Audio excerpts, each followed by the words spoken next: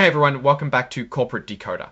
Today we're diving into Rithm Capital's latest filing. Get ready for a financial roller coaster because this isn't just about numbers, it's about debt, redemption, and a mortgage triggering event. And before we start decoding, if you find value in turning complex corporate filings into simple insights, be sure to subscribe and join our Discord community in the description below for more discussions. So what's the big picture? Rithm Capital just wrapped up a private offering of $500 million in senior unsecured notes due in 2030. Think of it as taking out a massive loan that doesn't have any collateral tied directly to it. These notes will operate under an agreement or contract called an indenture, and the indenture itself as an official document is something they are filing here, but don't worry, we will explain all of what this means. This indenture or contract is between Rithm Capital and US Bank Trust Company, who's acting as the trustee.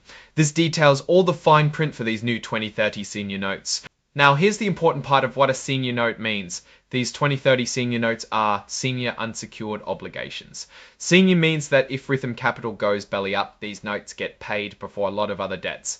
Unsecured, it simply means these notes aren't backed by specific assets, so in a bankruptcy, other lenders that do have collateral tied to their debt will have a better chance to get paid. This makes these notes a bit riskier for the investors holding them. However, these notes are structurally subordinated to the debts and preferred stock, an additional type of debt.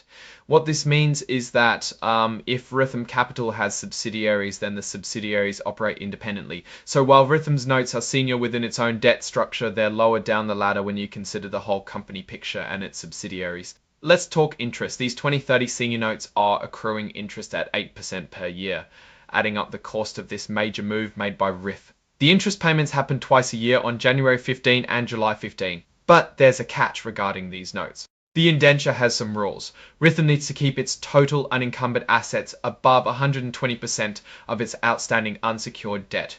Total unencumbered assets means assets that aren't already promised to someone else. Assets that are free and clear. This requirement is called a maintenance covenant and acts as a safety net for note holders so that they don't lose everything if things go south. This implies the company believes it can at the very least maintain this level of unlevered assets. There are some other stipulations that would permit holders to force the company to repurchase these notes.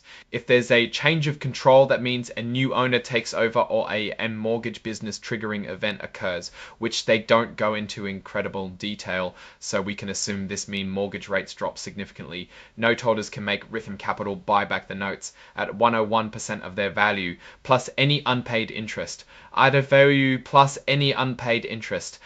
This is a pretty standard clause, and if either of these events were to occur, it suggests either the company is worth significantly, note holders can make Rithm Capital buy back the notes at 101% of their value, plus any unpaid interest. This is a pretty standard clause, and if either of these events were to occur, it suggests either the company is worth significantly less or the notes themselves are significantly riskier. Now, for some dates, the notes mature or come due on July 15, 2030, but Rithm has an option to redeem or buy back some or all of them early.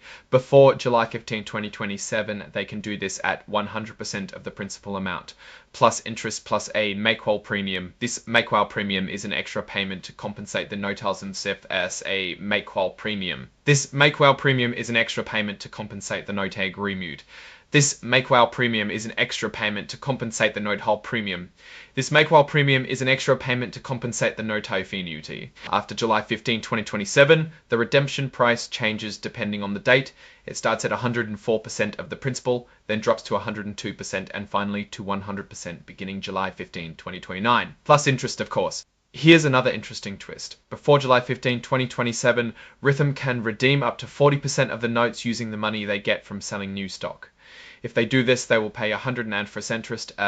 It's critical to remember that these notes haven't been registered with the Securities and Exchange Commission. This means they were offered privately, likely to big institutional investors. This also means that unless they're registered later, they can't be resold to the general public in the United States without special permission. So what's Rithm planning to do with all this new cash? They're going to use some of it to redeem some of its existing senior debt.